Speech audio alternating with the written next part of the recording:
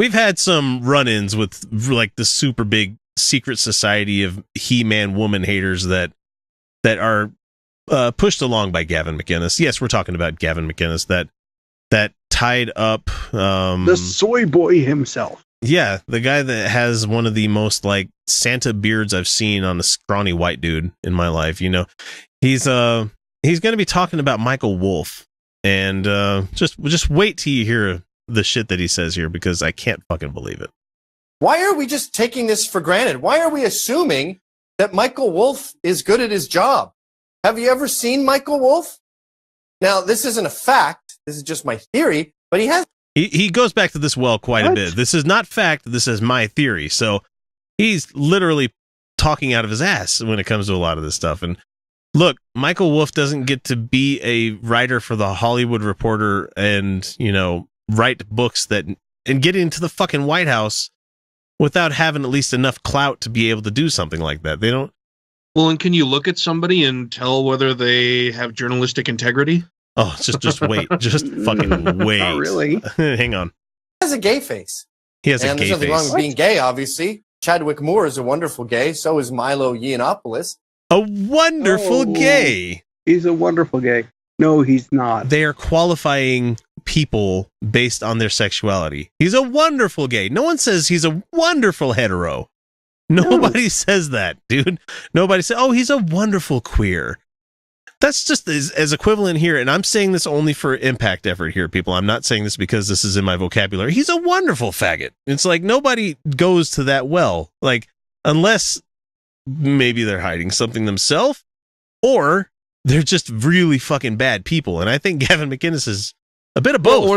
Or that they just view that everybody who is gay is terrible, but there are the rare occasions where there's a good gay. A good He's gay. one of the good ones. Not one of those evil ones. He's a good gay. Fuck this guy. Oh my God. But he appears to be a closeted gay. And my experience with them is they tend to be sociopaths. Holy shit, man.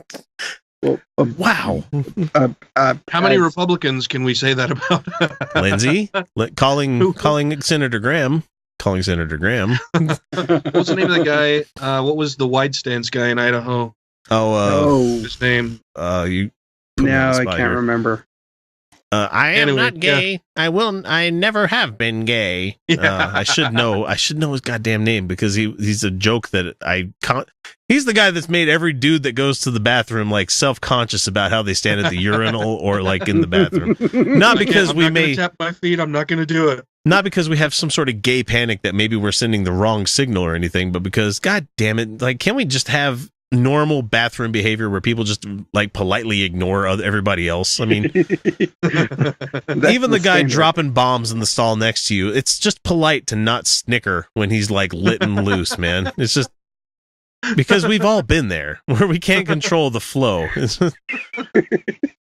Not me. I'm sitting there going, ooh, goddamn. Ooh, he's trying. Ooh. Oh, where is my Mr. Meeseeks button when I need it? Can do. All right, Gavin. They have a lot of bottled up sexual rage, and they want revenge on the world.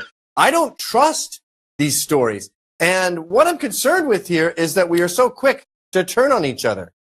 It's sort of like the wife beater, the drunk husband who hears a rumor that his wife is cheating on him, and he goes and starts slapping her around. Isn't that what's going on here? No. No. This is what the fuck does that have to do with anything?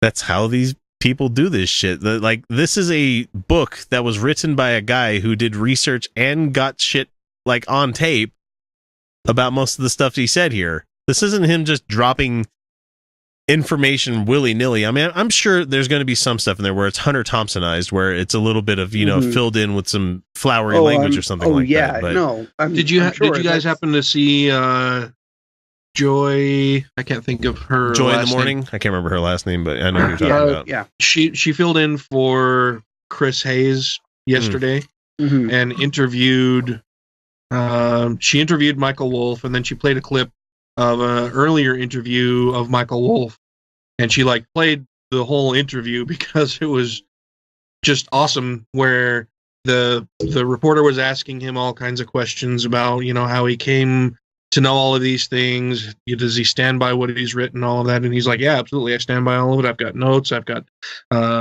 audio, I've got recordings of it. I stand by everything. You know, everybody in Trump's orbit, 100% of the people within Trump's orbit think that he's a moron who is incapable of completing the task of being president of the United States. And then she had some Republican guy on there that she was interviewing about it, who was quoted in Wolff's book.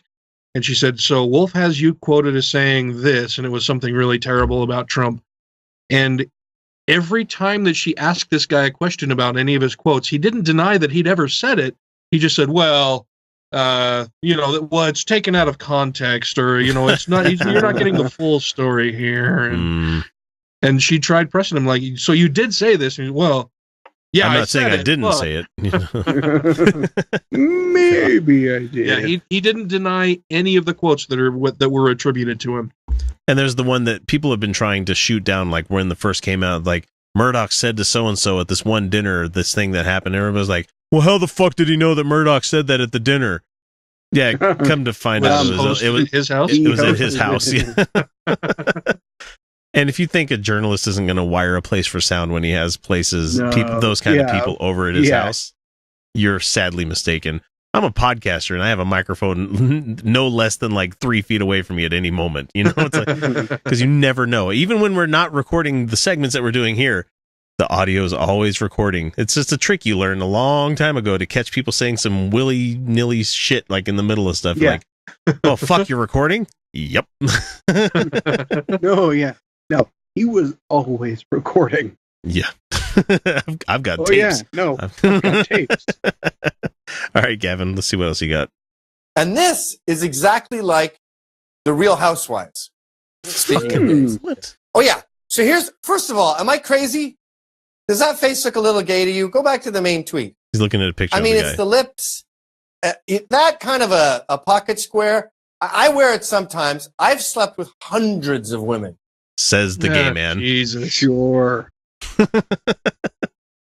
It's just as easy for me to turn it back around on him. You're gay, Gavin. Like, if you're bragging about how many sexual encounters you've had, you're trying to compensate for something, because I don't go around claiming about the 2 that I've had in my life. I don't be like, yeah, that's a conquest. You know?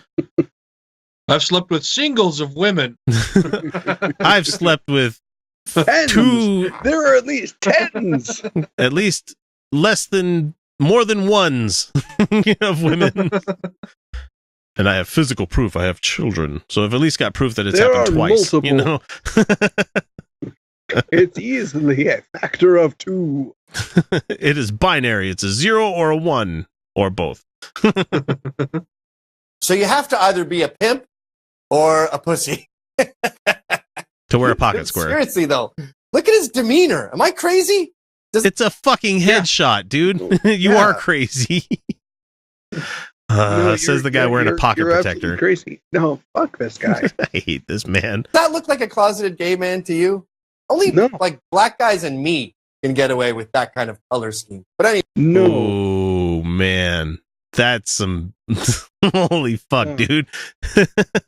Anyway, so here's some problem. Michael Wolff, by the way, works for the Hollywood Reporter. Oh, because, you know, Hollywood and Holly queer, you know, all that. Or whatever the fuck he's going to say here in a second. It's just, man, if I was to wear a suit, I would have a pocket square in it, because that's what a gentleman is supposed to have, you know?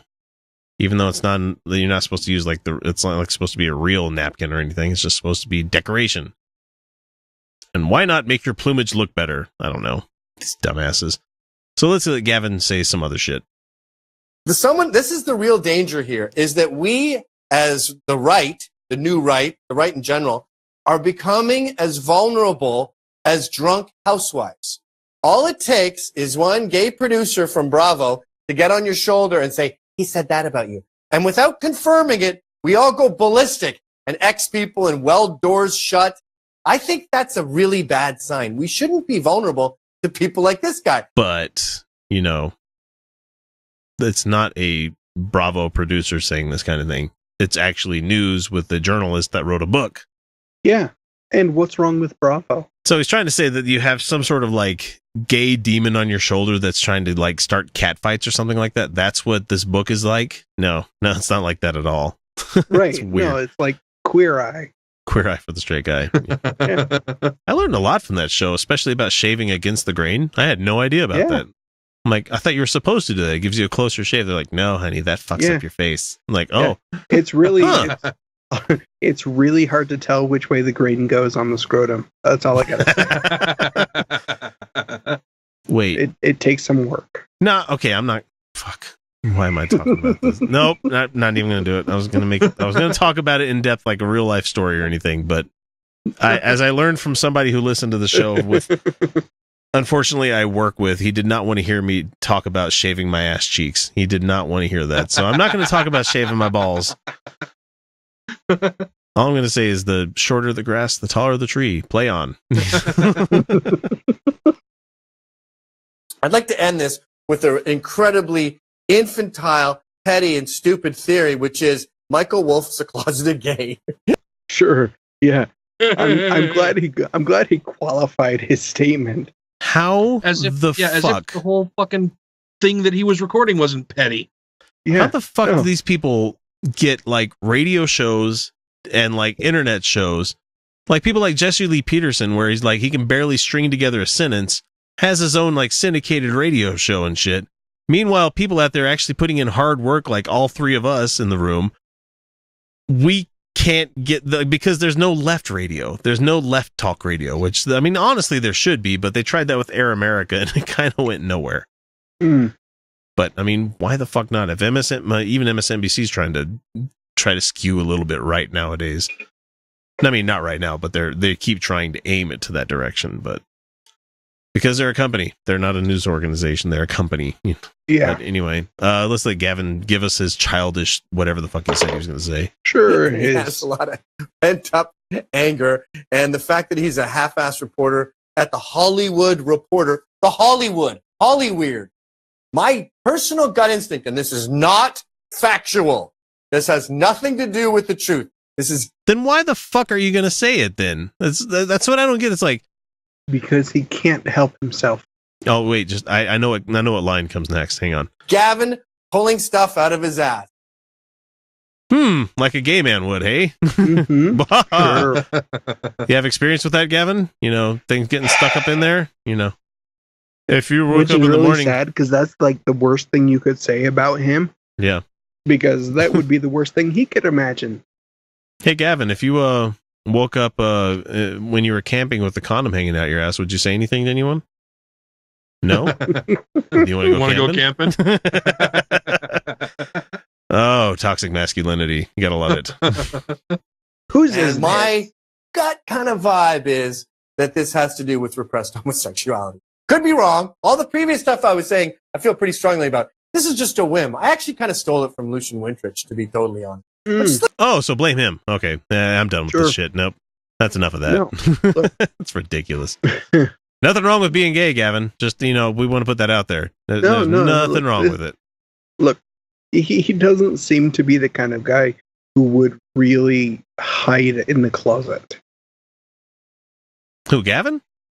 No, not Gavin. Oh, no, Michael Wolff. Gavin's so deep in the closet he can taste it. Well, that's the great thing about being a liberal is that there's nothing inherently wrong with being we know that there's nothing wrong with being gay or anybody like anywhere on the LGBTQ like spectrum. You could be asexual, you could be a non-binary person, you could be pansexual. Like for most of the people that are on the side of liberalism and on the left, we're like, good for you. I'm glad you're living your life. Tell your truth, that kind of thing. We don't give a shit. You be you. And we're cool with that. I mean, that's kind of what Michael Wolff would be like. Yeah, I'm gay. So what? Who gives a shit?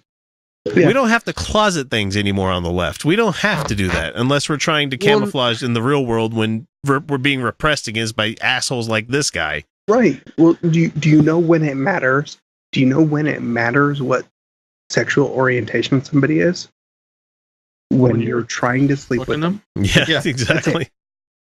That's like when he keeps using that as if being gay is a pejorative, Yeah. Milo Yiannopoulos is one of the good ones. He's a gay, but he's okay because he good gay. also espouses my same right-wing bullshit. Yeah, except Milo but then is I'm like gonna- the worst kind of gay. Yeah, but then I'm going to use Milo's sexual orientation as a pejorative against everybody else who happens to share that same orientation. God damn And that's what really fucking bothers me about Milo Yiannopoulos is you're just a mouthpiece for people who fucking hate you, you stupid shit. Yeah, Dave Rubin as well. Dave Rubin's a gay man, and he constantly brings it up on the show, but he's like, oh, we're against identity politics. We're against identity politics. Yeah. I'm a gay man. I'm a gay man. I'm a gay man. It's like, you can't be both against identity politics and like claim you're a certain and then spectrum, insert it every fucking chance you get. Yeah.